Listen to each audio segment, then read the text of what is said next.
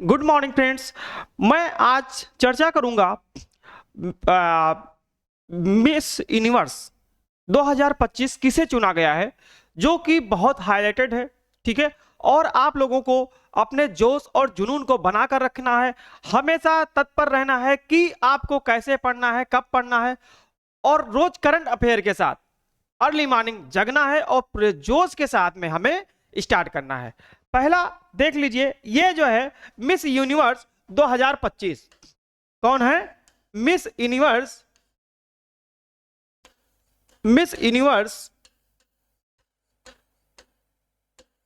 2025 चुना गया है।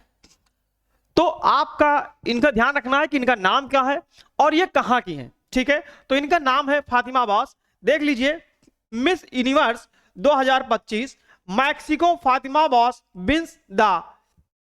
तो आपको ध्यान रखना है कि फातिमा अब्बास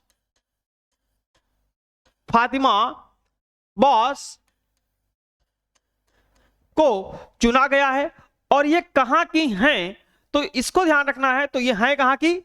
ये हैं मैक्सिको की। कहां की हैं? मैक्सिको की हैं। ये ध्यान रखना है, ये गलती नहीं करना है। ये कहां की हैं? मैक्सिको की हैं।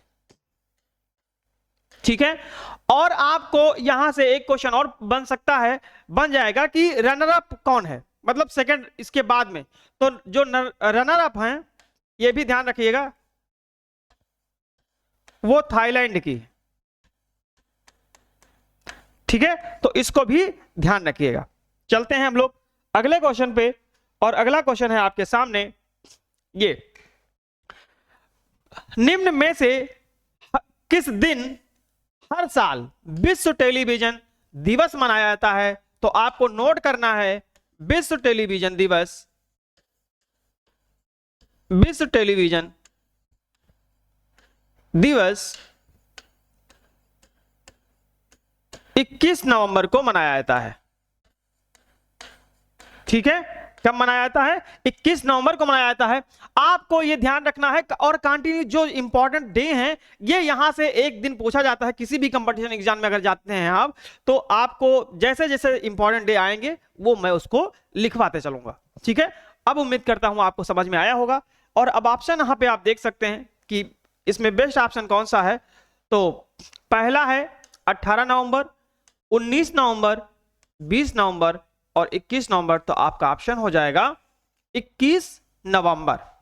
ठीक है, अब हम लोग अगले क्वेश्चन पे चलते हैं, और अगला क्वेश्चन है आपके सामने, निम्न में से किसे हाल ही में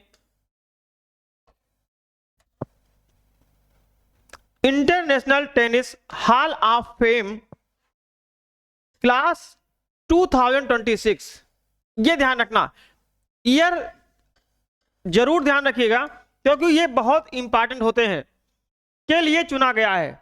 तो किसको चुना गया है? ये आपके पूछा जाए कि Rafael Nadal, Serena Williams, Roger Federer या नोवाक जोकोविच। तो ये दोनों, ये सब जो किसके लिए हैं, खिलाड़ी कौन से हैं? टेनिस के हैं। अगर क्वेश्चन पूछा जाए तो ये भी आप बता देंगे। कहां, किस चीज के हैं? टेनिस के हैं। और टेनिस में किसको चुना गया है? ये रोजर फेडरर। ये आपका आंसर सही हो जाएगा। ठीक है, रोजर फेडरर को चुना गया है। चलते हैं अगले क्वेश्चन पे। अगला क्वेश्चन है, निम्न में से किसे केंद्र सरकार द्वारा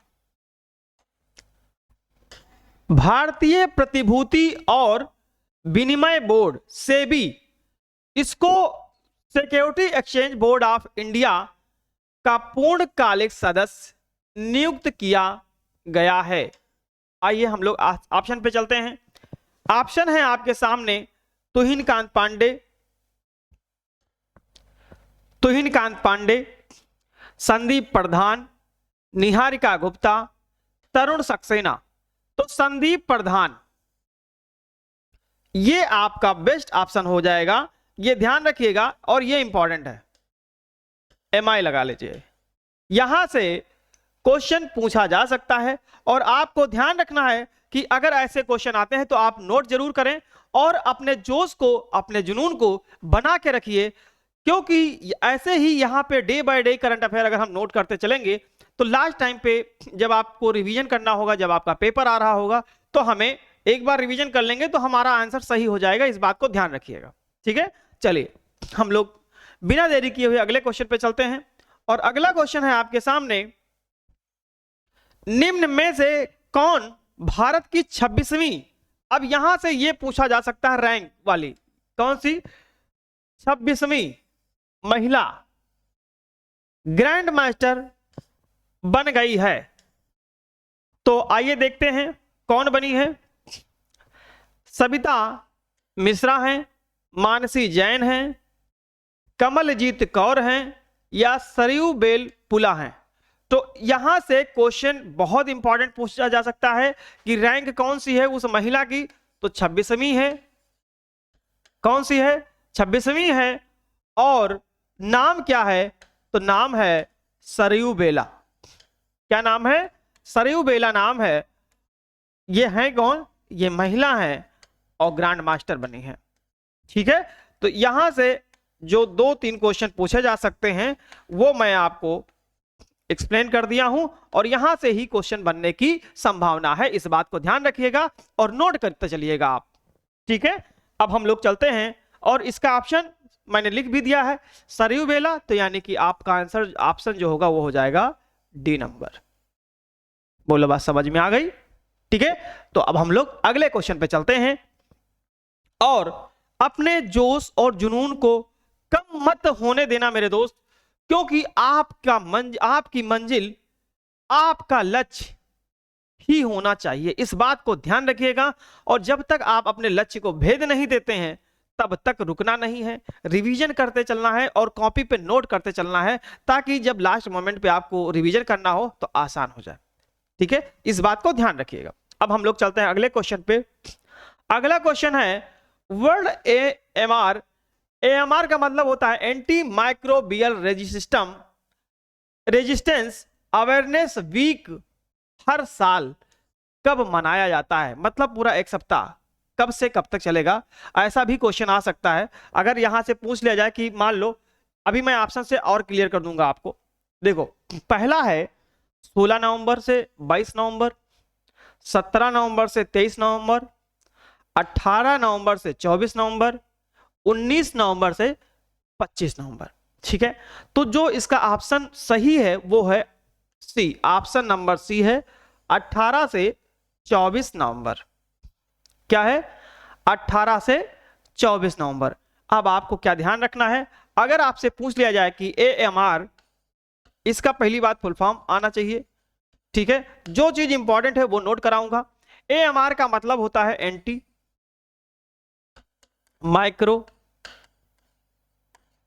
माइक्रो, फिर साथ ही साथ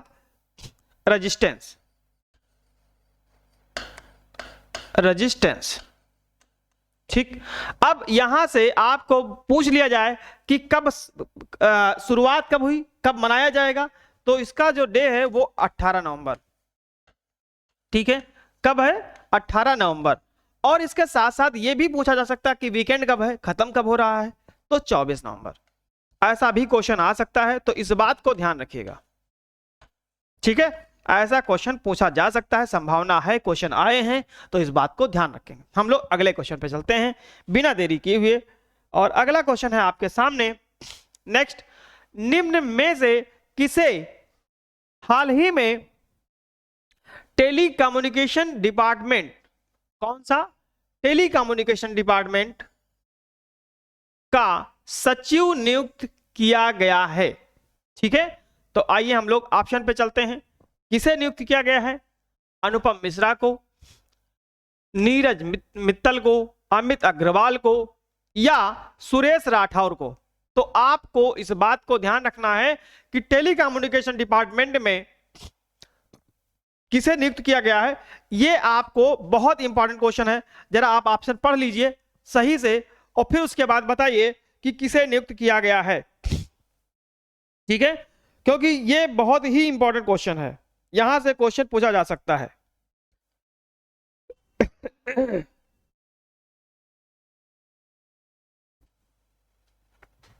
बताएं इसमें,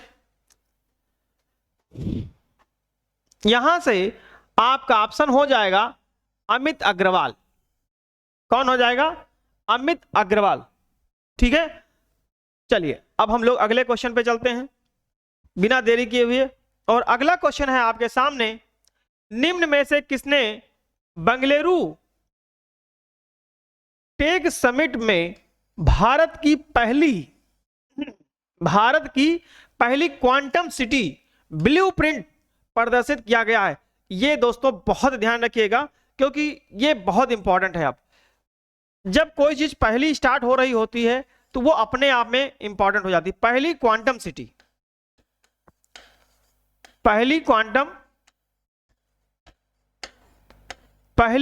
सिटी कौन सी है?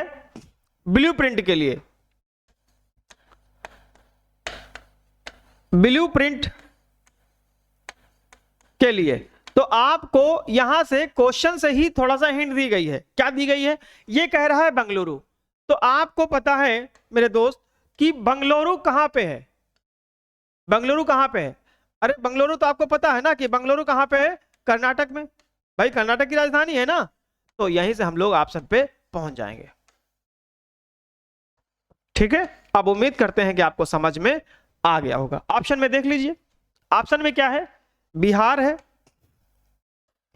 ऑप्शन में बिहार है, कर्नाटक है, तमिलनाडु है या एमपी है। तो यहां से जो होगा वो हो जाएगा कर्नाटक। ठीक है, इसमें कुछ करना नहीं था, मैंने एक्सप्लेन कर दिया आपको। बस क्वेश्चन को ध्यान रखना है कि इसका ब्लूप्रिंट प्रदर्शित करने वाला पहला जो स्टेट है वो है कौन सा, ये आपको मैंने बता दिया, कर्नाटक। हम लोग नेक्स्ट क्वेश्चन पे चलते हैं। नेक्स्ट क्वेश्चन है, निम्न में से किस स्थान पर रीजनल ओपन डिजिटल हेल्थ शिखर सम्मेलन 2025 आयोजित किया गया? कहां पर आयोजित किया गया? कहां पर? आइए देखते हैं कहां पे किया गया है। नई दिल्ली में किया गया है, पटना में किया गया है, भोपाल में किया गया है या हैदराबाद में किया गया है? तो आपको इस बात को ध्यान रखना है कि जो रीजनल ओपन डिजिटल हेल्थ है ये नई दिल्ली में किया गया है। ठीक है, यहां से क्वेश्चन पूछा जा सकता है ऐसा भी कि नई दिल्ली में रीजनल कौन सा शिखर सम्मेलन हाल ही में 2025 में किया गया है? तो आपको यह भी ध्यान रखना है, रीजनल ओपन डिजिटल हेल्थ। ठीक है, उलटकर क्वेश्चन पूछा जा सकता है। हम लोग अगले क्वेश्चन पे चलते हैं और अगला क्वेश्चन है आपके सामने, निम्न में से कौन सा देश हाल ही में दुनिया में, बहुत ध्यान रखिएगा, दुनिया में सबसे बड़ा मानवीय दानदाता देश बन गया है? इसको आप मेरे दोस्तों, इसको आप VIM वेरी मोस्ट इंपॉर्टेंट लगा लीजिएगा क्योंकि यहां से क्वेश्चन हो सकता है ये मिल जाए आपके एग्जाम में। ठीक है, क्योंकि बहुत ही इंपॉर्टेंट चुनिंदा क्वेश्चन मैं बना के लेकर के आता हूं ताकि आपके एग्जाम में एक आध क्वेश्चन जरूर मिले। ठीक है, तो डे बाय डे अगर हम करते चले जाएंगे और फिर महीने के एंड में जो इंपॉर्टेंट सिलेक्ट करते हैं उनको एक बार रिवीजन करा देंगे, तो क्या होगा कि आपका रिवीजन भी हो जाएगा और साथ ही साथ मतलब इंपॉर्टेंट चीजें आपको मतलब रिवाइज हो जाएंगी, तो वहां से क्वेश्चन बनने की संभावना रहेगी। तो इसको आप जरा नोट कर लीजिए, दुनिया का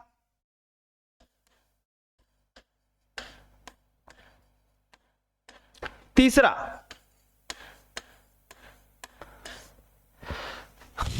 सबसे बड़ा मानवीय दाता, सबसे बड़ा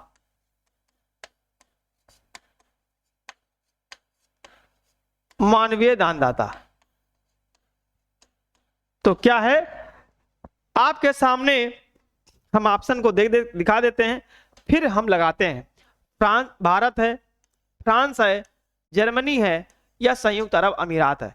तो आपको आंसर नंबर डी होगा, ऑप्शन डी सही होगा, संयुक्त अरब अमीरात। ठीक है, संयुक्त अरब अमीरात है और ये इंपॉर्टेंट क्वेश्चन है, इस बात को ध्यान रखिएगा और नोट कर लीजिएगा। ठीक है, हम लोग अगले क्वेश्चन पे चलते हैं और अगला क्वेश्चन है आपके सामने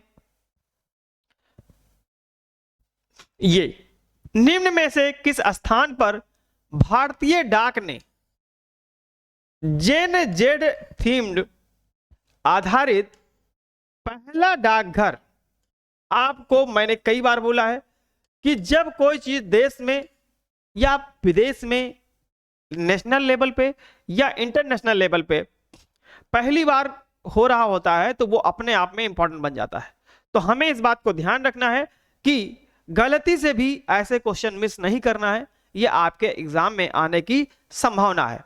साथ ही साथ अपने जोश और अपने जुनून को बना के रखना है और तब तक नहीं रुकना है जब तक आपको अपनी मंजिल मिल नहीं जाती है, क्योंकि आपकी मंजिल सिर्फ आपकी नहीं है, आपके परिवार की है, आपके माता पिता की है और आपकी मेहनत के साथ साथ पिताजी की भी बहुत अच्छी और बहुत मतलब कह सकते हो आपसे ज्यादा वो भी करते हैं मेहनत ताकि मेरा बच्चा या बच्ची अच्छा बनकर आए। ठीक है, तो इस बात को ध्यान रखिएगा।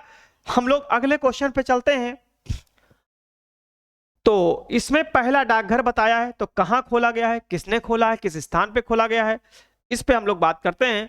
तो है IIT Hyderabad, IIT Roorkee, IIT Delhi या आईआईटी गुवाहाटी। तो इसका जो बेस्ट ऑप्शन होगा ये होगा आईआईटी दिल्ली। आईआईटी दिल्ली होगा, ऑप्शन नंबर सी होगा। ठीक है, आंसर नंबर सी होगा आईआईटी दिल्ली। ठीक, अब हम लोग अगले क्वेश्चन पे चलते हैं। अगला क्वेश्चन है आपके सामने, वर्ल्ड बॉक्सिंग कप फाइनल 2025 कहां आयोजित किया गया जिसमें भारत ने 9 स्वर्ण पदक जीते।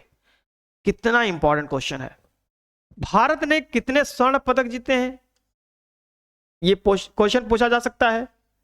इस पे मैं एक और वीडियो बना लूंगा, 2-3 मिनट का होगा, इसी में या किसी क्वेश्चन में ले लेंगे कल, कि इस जितने भी चाहे स्वर्ण पदक हो, रजत पदक हो, कांस्य पदक हो, टोटल कितने जीत रहे हैं, पहले नंबर पे कौन सा देश है, दूसरे नंबर पे कौन सा देश है, यहां से क्वेश्चन पूछे जा सकते हैं। ठीक है, तो ये कहां पे हुआ है, भारत ने जो स्वर्ण पदक जीते हैं तो उसमें से कहां पे हुआ, कहां है, दिल्ली में है, ग्रेटर नोएडा में है, गुरुग्राम में है या पटना में है। तो ये होगा option greater Noida. Greater Noida जो है भारत में कहां है, यूपी में पड़ता है। भारत में कहां पड़ता है, यूपी में पड़ता है, जहां पे वर्ल्ड बॉक्सिंग मुक्केबाजी, ध्यान रखना है, और ये राष्ट्रीय स्तर पे नहीं है, ये इंटरनेशनल लेवल पे, इसलिए बहुत इंपॉर्टेंट है। ठीक है, तो मुक्केबाजी में 9 स्वर्ण पदक जीते हैं भारत में, ये अपने आप में इंपॉर्टेंट बात है, 9 स्वर्ण पदक जीते हैं। ठीक है, अब हम लोग अगले क्वेश्चन पे चलते हैं। अगला क्वेश्चन है, हाल ही में किस मंत्रालय के तहत एशियाई हाथियों और भारत में इंसानी समाजों के बीच प्रेम और संस्कृति को दर्शाने के लिए प्रोजेक्ट गज लोक शुरू किया गया है। आप एक बात ध्यान रखिएगा मेरे दोस्त, यहां से क्वेश्चन ऐसा भी पूछा जा सकता है, गजलोक को आप यहां से हटा दे और ऑप्शन में पूछ लीजिए कि कौन सा। तो इस बात को ध्यान रखिएगा, गजलोक। और अगर आपको थोड़ा सा भी देखे होंगे तो हिंदी पढ़े होंगे तो गज का मतलब क्या होता है, हाथी होता है। तो यहां से भी हम इस क्वेश्चन का आंसर बता सकते हैं। बोलो बात समझ में आ गया कि नहीं आ गई, क्योंकि गज का मतलब क्या होता है, हाथी। तो इसको भी ध्यान रखना है। अब किस किस के बीच में हुआ है, मतलब किस मंत्रालय के तहत हुआ है, तो ये तो आपके सामने ऑप्शन है। चले पहले इसी को बता देते हैं। ऑप्शन है आपके सामने संस्कृति मंत्रालय, गृह मंत्रालय, शिक्षा मंत्रालय या पर्यटन मंत्रालय। तो देखो, दो ऑप्शन तो आप ऐसे ही एलिमिनेट कर सकते हो, शिक्षा मंत्रालय और गृह मंत्रालय, क्योंकि यहां पे प्रोजेक्ट के साथ में कोई संबंध नहीं है। लेकिन दो ऑप्शन आपके साथ इंपॉर्टेंट बचे हैं, एक है संस्कृति मंत्रालय, एक पर्यटन मंत्रालय। हो सकता है पर्यटन मंत्रालय इसलिए दिमाग में आए क्योंकि पर्यटन मतलब पर्यटक देखने जाते हैं, घूमने जाते हैं, इसलिए भी हो सकता है। संस्कृति मंत्रालय क्योंकि कल्चर से रिलेट होता है, इसलिए भी हो सकता है। ठीक है, मैं एक एक चीज आपको ब्रीफ में बता दे रहा हूं। तो मेरे दोस्तों एक बात ध्यान रखिएगा, जो ऑप्शन है इसका है वो होगा ए, संस्कृति मंत्रालय, मिनिस्ट्री ऑफ कल्चर। ठीक है, और ये इंपॉर्टेंट है। यहां पे हाथियों के साथ साथ इंसानों के समाजों में प्रेम की जो भावना को दर्शाया गया है वो यहां से ऑप्शन में बताया गया है। ठीक है, अब हम लोग चलते हैं अगले क्वेश्चन पे, और उम्मीद करता हूं कि ये क्वेश्चन आपको समझ में आया होगा। ठीक है, चलिए हम अगले नेक्स्ट क्वेश्चन है आपके सामने। फातिमा बास किस देश से संबंधित हैं जिन्होंने थाईलैंड में आयोजित 74वीं मिस यूनिवर्स 2025 प्रतियोगिता का खिताब जीता है? ये वही क्वेश्चन है जो स्टार्टिंग में मैं आपको फ्रेम करके दिखाया था। तो आपको ये जो मिस यूनिवर्स 2025 हुआ है, अगर पूछ लीजिए कहां पे हुआ है, कहां पर, तो ये क्वेश्चन आपसे इंपॉर्टेंट है। थाईलैंड में। कहां पे हुआ है? थाईलैंड में हुआ है। और जीता किसने है? तो जीता तो आपको बताया भी गया, पहले भी बता दिया हूं, फातिमा बास ने। ठीक है, तो यहां पे बताया गया है फातिमा बास, और किस देश की हैं तो ये देश भी हमने आपको बता दिया है पहले ही। तो थाईलैंड है, कंबोडिया है, संयुक्त अरब अमीरात है, मैक्सिको है। तो ये आपका मैक्सिको हो जाएगा, ये मैं आपको पहले बता चुका हूं। ठीक है, चलिए नेक्स्ट क्वेश्चन पे चलते हैं। नेक्स्ट क्वेश्चन है आपके सामने, भारतीय गोल्फर दीक्षा डागर के पास विश्व स्तर पर कौन सा अनोखा रिकॉर्ड है? ठीक है, आइए ऑप्शन के साथ हम लोग मिलते हैं। भारतीय गोल्फर दीक्षा डागर, क्वेश्चन आपसे यह पूछा जाएगा दीक्षा डागर किस से खेल से संबंधित हैं? तो ये किससे हैं? गोल्फ से। ऐसे क्वेश्चन आते हैं, आपको ध्यान रखना। दीक्षा डागर किस खेल से संबंधित है? गोल्फ से। और विश्व स्तर पर कौन सा अनोखा खिताब रिकॉर्ड किया है? इन्होंने गोल्ड मेडल जीता है। कौन सा? गोल्ड मेडल जीता है, स्वर्ण पदक जीता है। ठीक है, क्या जीता है? स्वर्ण पदक जीता है। अब इसके बाद में हम ऑप्शन पे चलते हैं और देखिए क्या करते हैं। पहला ऑप्शन है, कह रहा है कि वह गोल्फ में स्वर्ण पदक जीतने वाली पहली भारतीय महिला है। दीक्षा डागर महिला है, भारतीय है, गोल्फर भी जीता है। ठीक, हम आगे ऑप्शन पे चलते हैं। और कभी भी पहले ही ऑप्शन पे टिक मत करिएगा, पहले पूरा क्वेश्चन पढ़ लीजिएगा क्योंकि वो बहुत इंपॉर्टेंट होता है। दूसरा कह रहे हैं वो ओलंपिक और बधिर ओलंपिक दोनों में भाग लेने वाली दुनिया की अकेली बधिर गोल्फर है। ठीक है, हम आगे चलते हैं क्योंकि ओलंपिक में तो हो ही रहा है। ठीक है, और ये बधिर में ओलंपिक उसमें मतलब दोनों में भाग लिया कि नहीं लिया, हम लोग अभी चारों ऑप्शन पढ़ेंगे। उन्होंने 50 मीटर राइफल प्रेम स्पर्धा में रजत पदक जीता है, ये तो नहीं है। ये तो कंफर्म हो गया कि नहीं है, तो इसका मतलब सी ऑप्शन तो हम एलिमिनेट कर देंगे। फिर कह रहा है वह एशियाई खेलों में पदक जीतने वाली पहली गोल्फर हैं। वो एशियाई खेलों में नहीं, वो आपको पहली महिला तो हैं, भारतीय हैं, तो आपको यहां से ऑप्शन नंबर ए हो जाएगा। वो गोल्फर हैं, स्वर्ण पदक जीता है, भारतीय हैं और महिला है। ठीक है, समझ में आ गया। हम लोग अब अगले क्वेश्चन पे चलते हैं। अगर स्क्रीनशॉट लेना चाहें तो आप ले सकते हैं। ठीक है, अब मैं अगले क्वेश्चन पे चलता हूं। अगला क्वेश्चन है आपके सामने, किस हिंदी साहित्यकार को 59वें, कौन से नंबर के? 59वें, एक तो ये पूछा जा सकता है, और किससे संबंधित है? तो ज्ञानपीठ पुरस्कार यहां से सम्मानित किया गया है। ठीक है, तो ये पहले ही डिसाइड हो चुका था, अब सम्मानित किया गया, तो एक बार फिर से रिवीजन कर देते हैं। ज्ञानपीठ पुरस्कार आपसे क्वेश्चन पूछा जाएगा ज्ञानपीठ पुरस्कार किससे संबंधित है? तो साहित्य से। किससे संबंधित है? साहित्य से। और किसे दिया गया है? कौन से नंबर का है? तो 59वें नंबर का है। और किसे दिया गया है? यह दिया गया है विनोद कुमार शुक्ला जी को। किसे दिया गया है? विनोद कुमार शुक्ला जी को। क्या बोलते हो? समझ में आ गया? तो ये आप नोट कर लीजिएगा क्योंकि इंपॉर्टेंट है। और साथ ही साथ अब हम ऑप्शन पे चलते हैं। पहला है मणिकौल, दूसरा है विनोद कुमार शुक्ला, हरिशंकर परसाई या मुक्ति बोध। तो ऑप्शन आपका हो जाएगा बी, विनोद कुमार शुक्ला जी को 59वां ज्ञानपीठ पुरस्कार दिया गया है। और यह बहुत इंपॉर्टेंट क्वेश्चन है, यह भी आप ध्यान रखिएगा, यह इंपॉर्टेंट क्वेश्चन है। हम लोग अगले क्वेश्चन पे चलते हैं और अगला क्वेश्चन है आपके सामने। दुबई एयर शो में तेजस लड़ाकू विमान दुर्घटना में भारतीय वायुसेना के किस विंग कमांडर का निधन हो गया है? सबसे पहले ये एक दुखद सूचना है।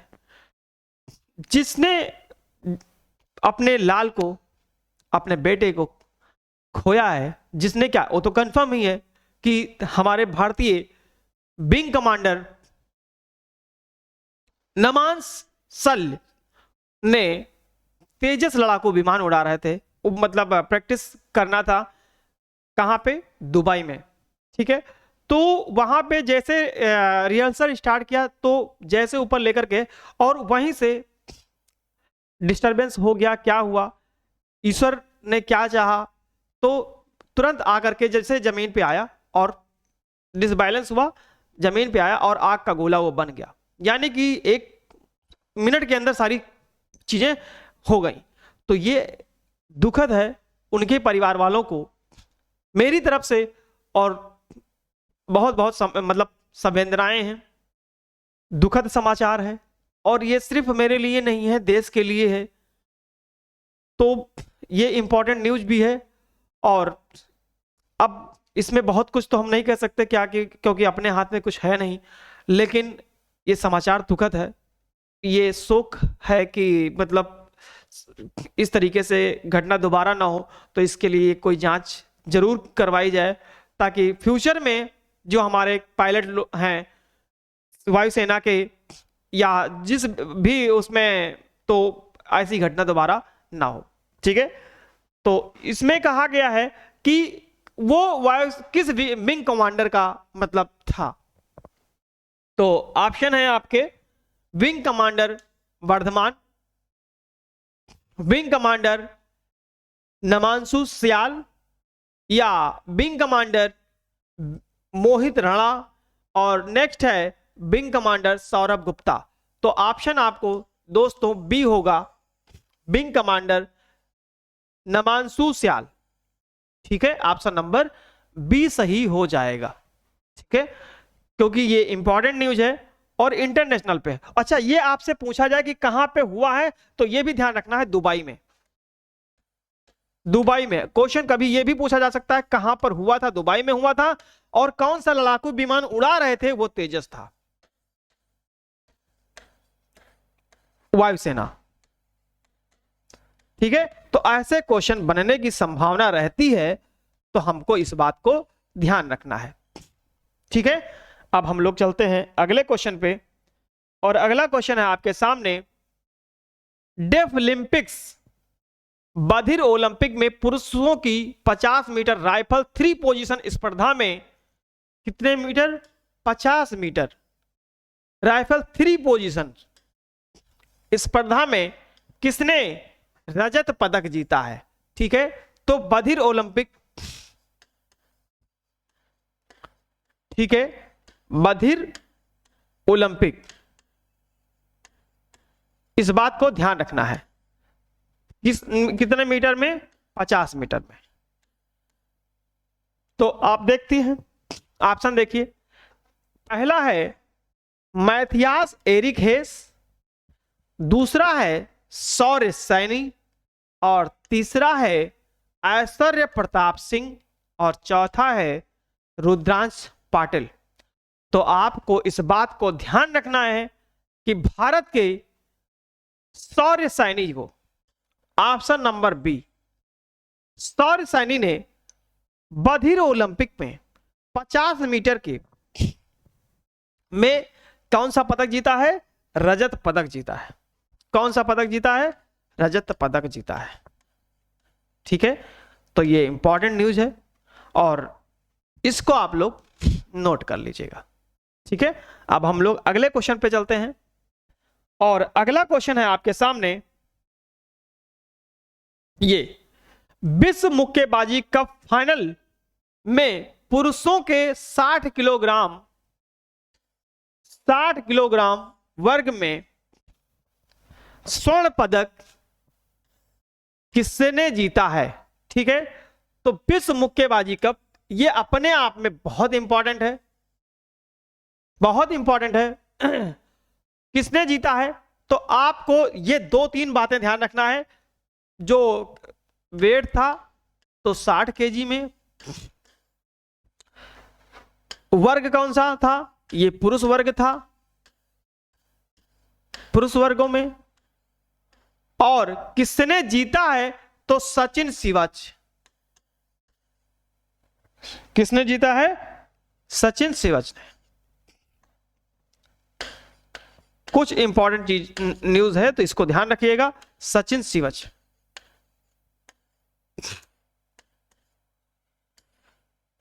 तो अब हम लोग ऑप्शन पे चलते हैं। ऑप्शन है अंकुश पंगल, हितेश गुलिया, सचिन शिवच या मुनर बेग। तो अब उम्मीद करता हूं कि आपको समझ में आ गया होगा, क्योंकि जब मैं पहले बता देता हूं, लिख देता हूं, तो आपको जब ऑप्शन पढ़ते हैं तो आपको एलिमिनेट करना आसान हो जाता होगा कि हाँ होगा कौन सा। ठीक है, तो ऐसे आपका ऑप्शन हो जाएगा सी, सचिन शिवच। कौन हो जाएगा? सचिन शिवच। अब हम लोग अगले क्वेश्चन पे चलते हैं और अगला क्वेश्चन है आपके सामने ये, समाचार रिपोर्ट के अनुसार किसे नई मिस यूनिवर्स का ताज पहनाया गया है? तो नई मिस यूनिवर्स का जो ताज है ये आपको मैं बता चुका हूं, पहले आ चुका है। आपका ऑप्शन होगा बी, फातिमा अब्बास। ठीक है, और फिर अगले क्वेश्चन पे हम लोग चलते हैं। अगला क्वेश्चन है, जेफ बेजोस को पीछे छोड़कर दुनिया का तीसरा, किसको पीछे छोड़ करके? जेफ बेजोस को। यह ध्यान रखिएगा, जब बात दुनिया की होती है तो आपको, आप सभी के लिए, हम सभी के लिए इंपॉर्टेंट खबर हो जाती है। जेफ बेजोस को छोड़कर दुनिया का तीसरा सबसे अमीर व्यक्ति कौन बन गया है? तो अब इसका मतलब यह है कि तीसरे नंबर पे पहले कौन रहे होंगे? पहले तीसरे नंबर पे जेफ बेजोस रहे होंगे। अब इनको पीछे छोड़ करके कोई और आया है, तो वो कौन आया है ये देखते हैं। ये आया है Elon Musk, Larry Page, Mark Zuckerberg या सर्गेई ब्रिन। तो कौन आया है? ऑप्शन नंबर होगा B, Larry Page. Larry page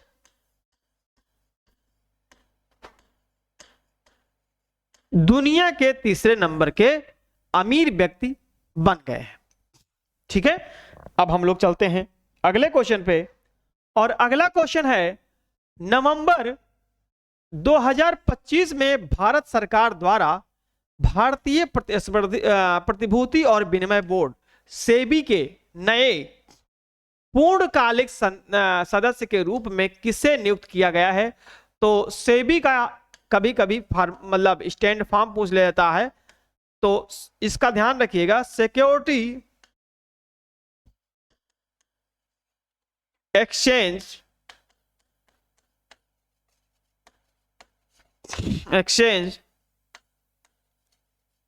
board of India. ठीक है, ये इंपॉर्टेंट है। ये कभी कभी आपसे ऐसे स्टैंड फॉर्म, फुल फॉर्म पूछ लिया जाता है, तो आपको ध्यान रखना है। Security exchange board of India अब कौन बना है ये मैं आपको बता भी चुका हूं अभी, लेकिन आपको ध्यान रखना है ऑप्शन नंबर हो जाएगा बी, संदीप प्रधान। ठीक है, इसलिए अब आपको इसी के साथ में बंद ब्रेक करते हैं यहां पे।